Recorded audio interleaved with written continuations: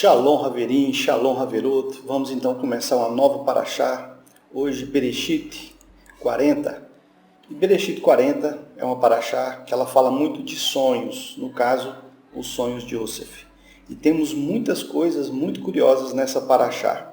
Então a gente vai desvendar, a gente vai procurar compreender algumas coisas dessa paraxá e saber como que isso serve em nossas vidas. A nossa paraxá, em Bereshit capítulo 40, ela começa com algo maravilhoso.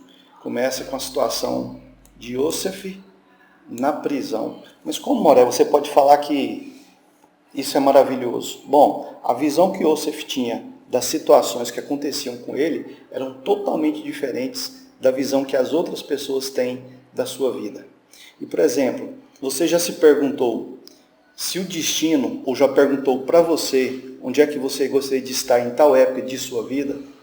Será que o destino de Yosef perguntou para ele onde é que Yosef gostaria de estar naquela época, no momento em que ele estava na prisão? Então, surge uma questão. A gente entende que o nosso primeiro passo, ele vai indicar o caminho do nosso destino. Qual foi o passo que Yosef deu em direção a estar na prisão naquele momento da vida dele? E quantas coisas boas e quantas coisas ruins acontecem na vida de uma pessoa como resultado do primeiro passo que ela deu. Mas a questão é, o destino, ele não te pergunta onde é que você vai querer estar em tal época de sua vida. E hoje, onde você está hoje, é o que você tinha desejado lá no passado? É o que você gostaria?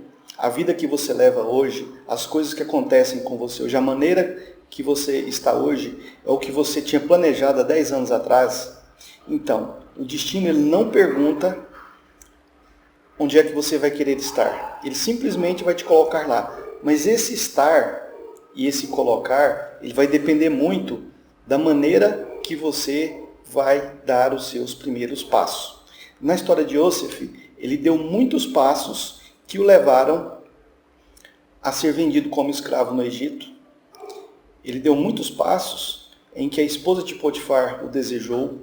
Ele deu muitos passos na prisão em que colocou ele como governador do Egito. Agora, como saber quais são os passos certos, os passos corretos que vão te colocar no lugar em que você gostaria de estar? Isso é muito difícil mesmo. Mas a Torá, ela traz um ponto que ajuda a mesmo que as coisas não saiam da maneira que você deseja, mas ajudam a você a sair de situações muito ruins, a situações injustas, a situações muito negativas, até a quebrar maldições e decretos ruins contra a sua vida. E esse foi o caso de Yosef.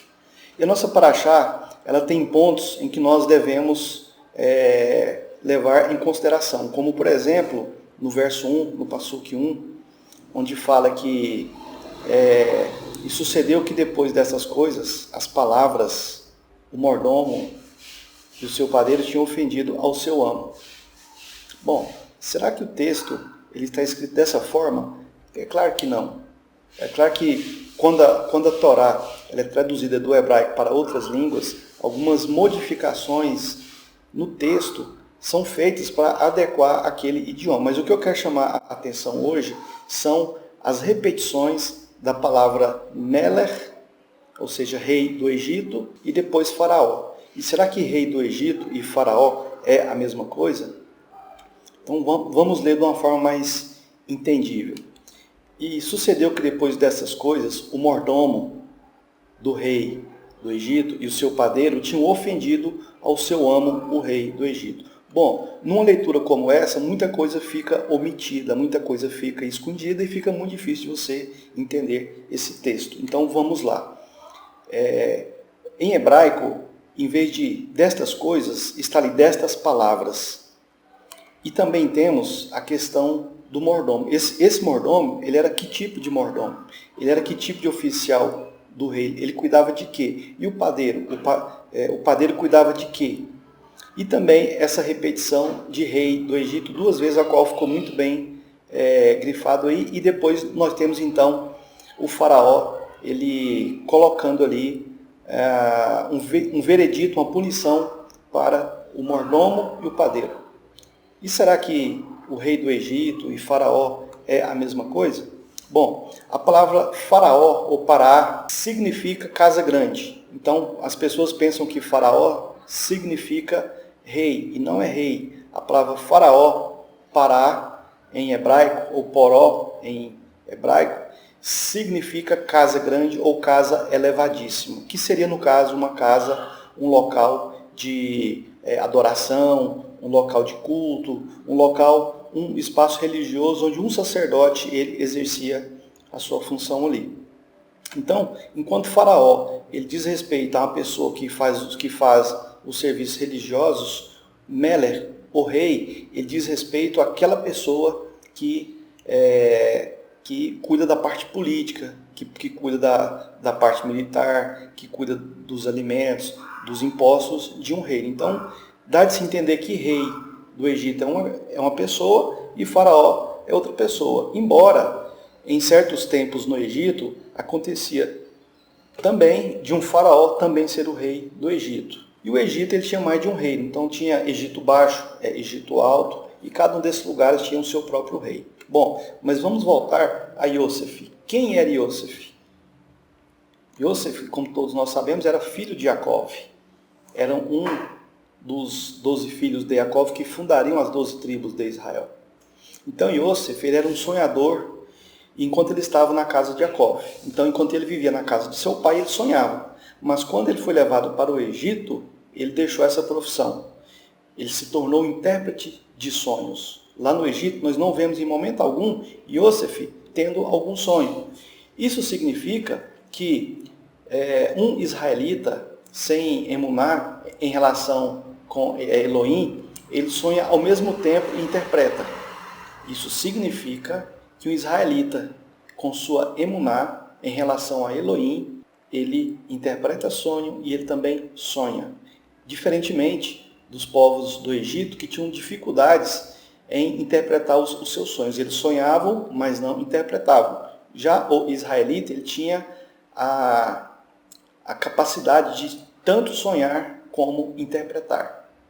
Então, ele sonha e ao mesmo tempo ele interpreta. É o que aconteceu muitas vezes com Iosef, quando ele estava na casa de Jacó. Ele sonhava e ele próprio dava a interpretação. E aquilo ali gerava muita inveja, gerava muita insegurança em relação aos seus irmãos que depois decidiram matá-lo, mas não mataram, e depois venderam como escravo no Egito. Bom, mas os outros povos, eles têm dificuldades em seus sonhos, devido aos seus valores espirituais, valores religiosos, e se acaba prejudicando na interpretação de um sonho. Bom,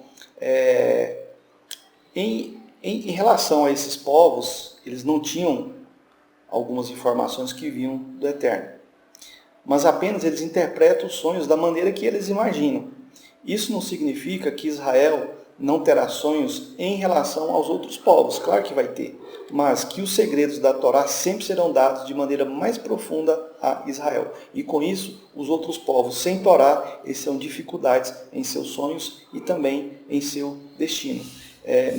Mesmo assim, nosso povo ele terá capacidade de interpretar os sonhos de outros povos. Isso não vai atrapalhar, que o povo de Israel, como no caso de Iosef, ele tinha capacidade de interpretar os sonhos de Faraó, o sonho do padeiro, o sonho do copeiro, assim por diante. Bom, e aconteceu que depois dessas coisas ou acontecimentos, é o que está escrito no Passuque 1, Agora a forma literal desse Passuque, nós temos a palavra hebraica Hadevarim, que significa das palavras. Agora, quais as palavras? Então, quando você pega ali o verso 1 de Devarim, e sucedeu que depois destas coisas, em hebraico seria, e aconteceu que depois dessas palavras, quais palavras? As palavras dos sonhos de Iosef, ou as palavras de Elohim. Agora, por que isso? Porque ali está tentando fazer uma conexão com os sonhos que Iosef teve no passado e o destino dele agora no Egito. Então, em hebraico, em vez de dessas coisas, você pode traduzir como dessas palavras. Na Parashat, em nossa Parashat, está falando de sonhos. Então seria prudente entendermos que se trata de palavras dos sonhos que Iosef teve enquanto vivia com Yaakov. Os sonhos de Yosef, então, começam a se realizar. Então, quais acontecimentos? Os sonhos de Yosef, ou seja, as palavras de Yosef. E quando Yosef ele teve os seus sonhos, ele transformou esses sonhos em palavras. Então, é disso que esse primeiro passo que ele está falando. Yosef, ele sonhava com Mashiach governando desde o sol e a lua e as estrelas. Então, todos os sonhos de Yosef estão direcionados a Mashiach. Era Mashiach governando sobre o sol, governando sobre a lua, governando sobre as estrelas. Isso significa dizer que Mashiach governaria sobre todo o universo. Mashiach governaria todos os povos. Yosef, ele sabia que Mashiach ben Yosef não seria o rei de Israel. Por isso Yosef foi vendido ao Egito para governar o Egito como o rei do Egito, como Mashiach ben Yosef. O Egito não o manteria escravo por muito tempo. A gente lembra que Yosef foi colocado como escravo no Egito, mas passado um certo tempo, vamos dizer que 22 anos se passaram, 2000 anos se passaram, figurativamente, mas que Mashiach ben Davi, no final desse período, governaria Israel e as nações. Baruch Hashem. Yosef, ele estava na prisão, mas o mordomo e o padeiro do rei estavam livres. O mordomo, ele é responsável pelo vinho do rei e o padeiro responsável pelo pão do rei. Então, por qual motivo será que o faraó ele foi ofendido pelo padeiro e pelo mordomo? Muitos comentaristas eles afirmam que no momento do mordomo colocar vinho na taça do rei, ele derramou o vinho. E que o padeiro ele deixou ali um pedacinho de pedra sem querer no pão e o rei mordeu. Mas quando você pega em contexto, é outra realidade. Não tem nada a ver com esses dois pontos de vista. Yosef ele estava na prisão, mas o mordomo e o padeiro eles estavam livres. O mordomo ele é responsável pelo vinho do rei e o padeiro pelo pão do rei. Vinho e pão. Dois elementos que falam de Mashiach. Porque o rei do Egito se sentiu ofendido? Por qual razão que ele se sentiu ofendido com o padeiro e com o mordomo? Porque ele entendeu que viria um rei acima dele. E esse aviso veio pelo seu mordomo e pelo seu padeiro. Então ele se sentiu muito ofendido. Então qual é a ideia? Que o padeiro e o mordomo transfere para o rei, vai vir um outro rei acima de ti e vai governar todo o Egito. E o rei ficou muito ofendido com isso. A palavra egípcia Paró, que significa casa grande ou casa elevada, ela era um local sagrado aos egípcios. E dentro do texto a gente consegue fazer uma conexão, a gente consegue entender que toda aquela situação do padeiro, do pão e do mordomo do vinho estava acontecendo no Paró, na grande casa. Porque a palavra Paró, em egípcio, ela significa grande casa ou casa elevada. Mas depois ela passou a ser usada como título de monarca, né? Mas aqui no contexto, a palavra Paró, a palavra egípcia, ela significa grande casa. Então, o que nós entendemos? Que o padeiro e o mordomo, eles ofereceram pão e vinho ao Paró, a casa grande, ao local de culto egípcio. Isso foi uma grande ofensa para os egípcios. Então, por isso que nós temos nessa paraxá a frase rei do Egito, Melech HaMitzrayim, e a palavra faraó, e a palavra Paró. Assim como temos Yaakov e Israel. Ou seja, a casa ela tem uma função dentro da hierarquia dos egípcios. O texto deixa muito claro que quem ficou ofendido foi o rei do Egito, mas quem puniu o mordomo e o padeiro foi o faraó. Isso prova que a ofensa deles foi religiosa, foi na casa grande, na casa elevada. Ali não foi uma ofensa política, uma ofensa pessoal, uma pedrinha que estava no pão, um vinho que foi derramado. Mas o ritual, a maneira pela qual o mordomo e o padeiro, eles apresentaram pão e vinho, isso aí de forma religiosa ofendeu ao Paró, ao Egito, a casa elevada dos egípcios, seria o templo dos egípcios. Agora vamos ver o verso 2. E Faraó ficou aborrecido. Então aqui já não tem mais aquela fala, o rei do Egito. Aqui já está falando que o Faraó ficou aborrecido contra os dois oficiais e contra o chefe dos mordomos e contra o chefe dos padeiros. Em outra paraxá, nós estudamos que Abraham ele passou por alguns pesadelos terríveis. Sarai, sua esposa, ela foi raptada pelo faraó da época, mas o faraó teve um sonho, onde é revelado que Sarai era esposa de Abraham e outros acontecimentos semelhantes aconteceram até chegar o episódio da libertação de Ló. Então, quando nós pegamos a situação de Sara sendo raptada pelo faraó, e depois o faraó tem um sonho de que ela tinha um marido, então o faraó liberta Sara e ele dá muitos prêmios para o marido de Sara e para Sara, por conta do seu quase pecado, nós temos mais ou menos a mesma situação com Yosef. Então Yosef ele foi injustiçado, houve uma tentativa de que ele fosse raptado para cometer o adultério com a esposa de Potifar. Então Sara ficou presa e é solta e é premiada. Yosef ficou preso, ele foi solto e depois houve a premiação dele pelos méritos dele. E a mesma situação, nós pegamos também a situação de Lote. Então, outros acontecimentos semelhantes aconteceram até chegar à libertação de Lote, o sobrinho de Abraham, na guerra contra os 4 reis. E aqui temos uma grande revelação da Torá, que nos ajudará a compreender o que aconteceu com Yosef em relação ao mordomo e ao padeiro. Depois desses pesadelos, Abraham ele vai até Melquisedeque para levar suas macerote, suas décimas. Então Abraham recebe de Melquisedeque pão e vinho. Olha aqui, novamente, pão e vinho sendo oferecido. Os mesmos possíveis alimentos sacerdotais israelitas que podem ter ofendido o rei do Egito. Os mesmos possíveis alimentos sacerdotais israelitas era o que poderia ter ofendido o rei do Egito, o governante político, e Faraó, o líder espiritual, a qual envia o padeiro, então, e o mordomo para Yosef. Seria como fosse enviando pão e vinho a Yosef, assim como o rei, como Melquisedeque enviou a Abraham? Será que nós podemos fazer essa comparação?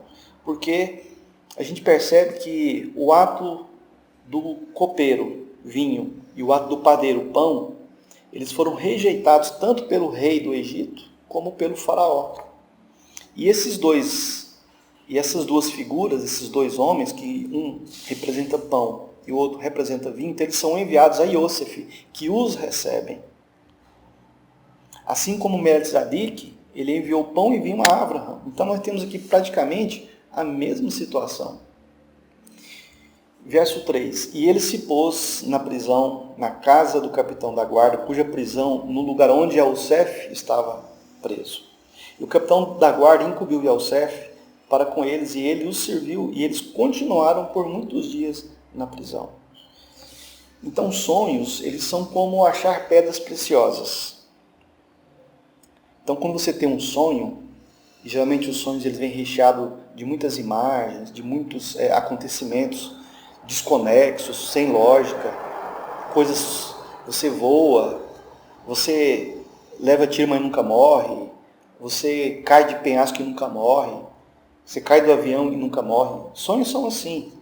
A verdade de um sonho ela é uma pedrinha preciosa, é uma pequena pedra preciosa. Então, dentro de um sonho, você sonha com muitos elementos. Mas existe um elemento dentro de cada sonho que é uma pedra preciosa. E é difícil de enxergar essa pedra preciosa, mas ela tem um alto valor. Porém, toda pedra preciosa, geralmente ela está guardada por toneladas de outras pedras sem valor. Assim é o sonho. Todo sonho ele tem uma pedrinha preciosa, ele tem uma preciosidade, uma informação verdadeira. Só que ele vem recheado de informações que não são verdadeiras. E muitas delas são parecidas com a pedra preciosa. Então, geralmente um sonho, ele acontece várias coisas, e alguns desses acontecimentos chamam a atenção daquela pessoa. Enquanto a pedra preciosa, a verdade do sonho está em outra situação. e expressa um pouco com a Torá. Sonhos carregam cargas positivas e cargas negativas. E a boca de quem interpreta o sonho, vai selar o bom e o ruim do sonho. Então você toma muito cuidado para quem você conta os seus sonhos. Isso significa que sonhos são realidades que ocorrem em nossas mentes. Os sonhos e as palavras têm o mesmo nível espiritual praticamente. Uma palavra pode estar carregada de verdade, como pode estar carregada de mentiras.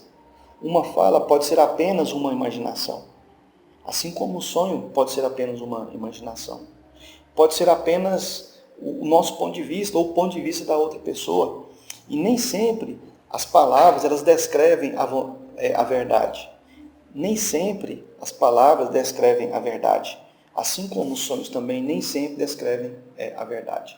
E no verso 5 está assim: e eles sonharam um sonho, ambos cada homem seu sonho, em uma noite. Cada homem conforme a interpretação de seu sonho. Mordomo e o padeiro do rei de Mitzraim, que estavam encerrados na prisão. Yosef veio até eles em uma manhã para verificar acerca deles, e viu que eles estavam tristes. E ele perguntou aos oficiais de Faraó, que estavam com ele na prisão, na casa de seu amo, dizendo: por que vós olhais? E ele perguntou aos oficiais de Faraó, que estavam com ele na prisão da casa de seu amo, dizendo: por que vós olhais como um semblante tão triste hoje? E eles lhes disseram: nós sonhamos um sonho, e até agora não existe nenhum intérprete sobre isto. E Yosef lhes disse: a interpretação não pertence a Elohim? Por favor, conte-me esse sonho. Ou seja, os oficiais presos, depois de consultar todos os sábios intérpretes, só tinham agora Yosef. E esse evento vai ligar Yosef aos sonhos de Faraó. Ou seja, olha só como as coisas acontecem. Yosef foi vendido pelos irmãos como escravo.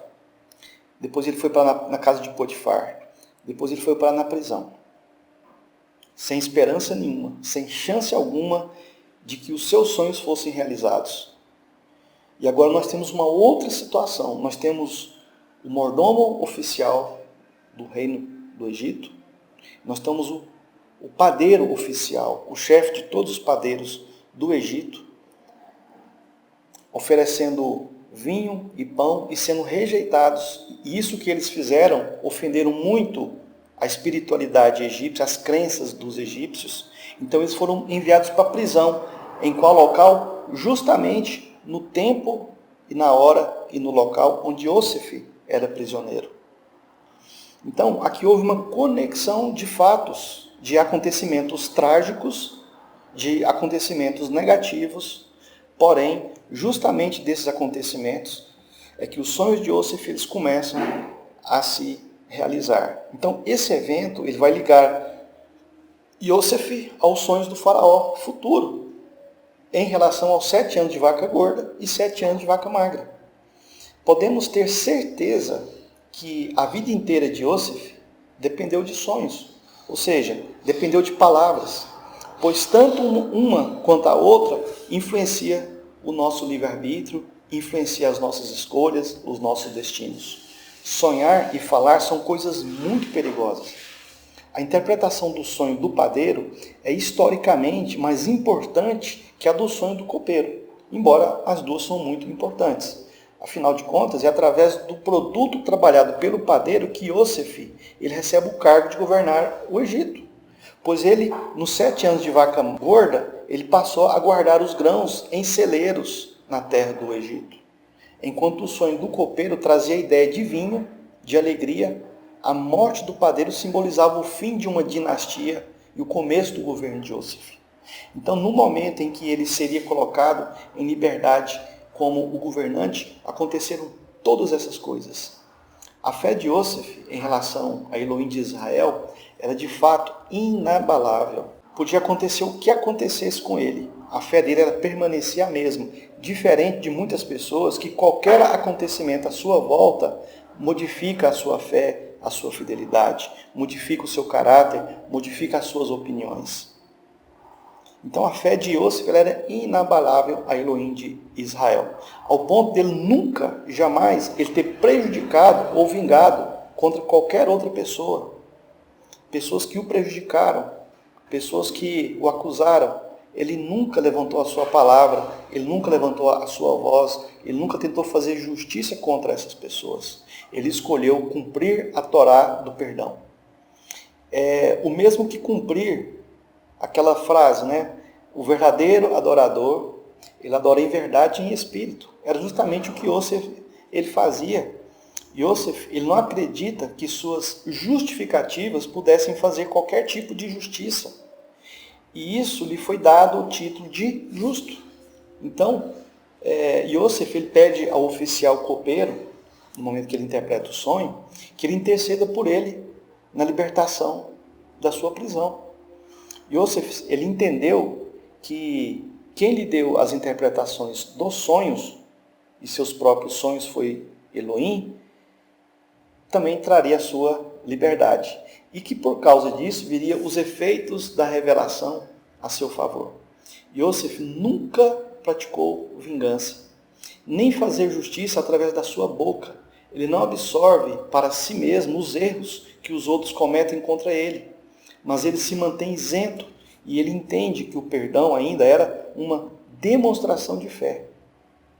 O perdão é a arma do justo contra o tipo de Shedim, contra todos os tipos de Shedim. Yosef, ele interpreta os sonhos do copeiro e do padeiro e ele descreve termos e os eventos que o levariam a uma prisão. Mas ele não acusa seus irmãos de o terem vendido como escravo no Egito.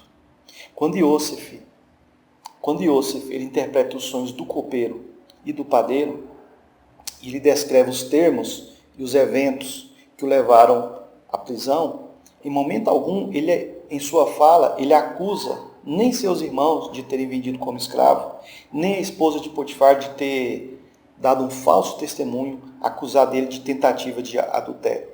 Mas claramente ele tem o ato de perdoar seus inimigos e esquecer suas injustiças. Crendo que Elohim tem planos maiores, Yosef nos ensina como nós devemos nos defender, estar alegres em provar que somos inocentes e não em censurar aqueles que lançam suas culpas.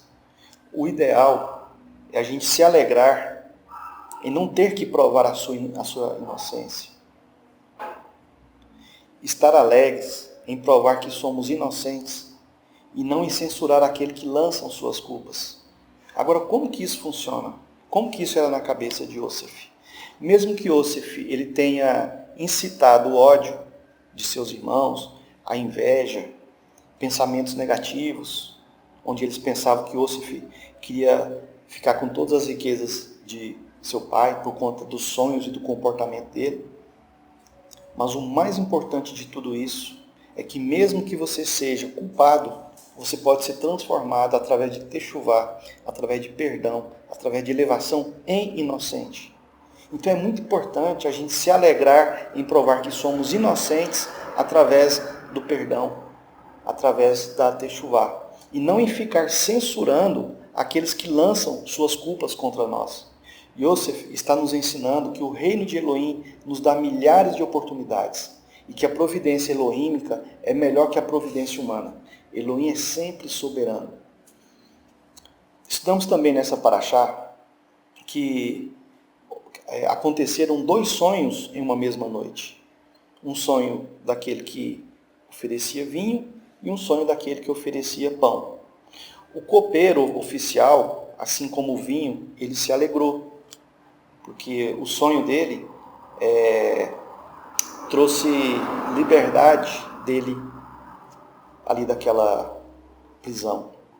Enquanto o padeiro, ele se entristeceu, porque ele ia morrer. Então, assim como o pão ele é destruído, assim como a semente ela é destruída para que se transforme em outra coisa, assim também aconteceu com o padeiro. Yosef ele interpretou os sonhos e os sonhos de Yosef viraram realidade. O destino não te pergunta onde você quer chegar. Onde você está hoje, você não sabia há 20 anos atrás onde você estaria agora. E você não sabe onde você estará ou como você estará daqui a um ano. O destino de cada pessoa depende dela mesma. mas existem pessoas que serão a base do destino de outras pessoas. Yosef, ele foi o destino de seus irmãos. Então, quando a maioria das pessoas elas não conseguem ser justas para alcançarem bons destinos, Elohim ele escolhe um justo para que ele suporte as acusações, para que ele suporte as falhas das outras pessoas, para que os destinos das outras pessoas se alinhem com o destino do justo. E é justamente o que aconteceu com Yosef. Em todas as gerações isso acontece. Imagina se Yosef tivesse sido morto de fato por seus irmãos, como seria o destino deles? Por isso, a Torá, ela insiste no perdão. Os irmãos de Yosef, eles não o perdoaram pelos sonhos e supremacia que ele transparecia sobre o ego deles. Mas Yosef, ao ser rebaixado a níveis inferiores, como escravo, culpado de adultério, etc. Então, quando ele se rebaixou a níveis inferiores, eles não tiveram como aceitar não acusá-lo. E ele não se acusou. Ao contrário, ele usou de sua queda para elevar a todos em torno de si mesmo. É comum a Torá ela usar um para elevar muitos. Então não permita que esse ele caia, porque você vai cair junto. Enquanto os irmãos de Yosef o derrubaram, eles que caíram. Mas Yosef, o sonhador, ele continuou sem acusá-los. Em seguida, o vinho e o pão do Egito caíram na prisão junto a Yosef, e eles o elevaram. Então essa é a grande diferença. Enquanto aqueles que acusam vão cair, aquele que perdoa, ele vai se elevar. E essa é a grande mensagem da nossa paraxá. Shalom, shalom.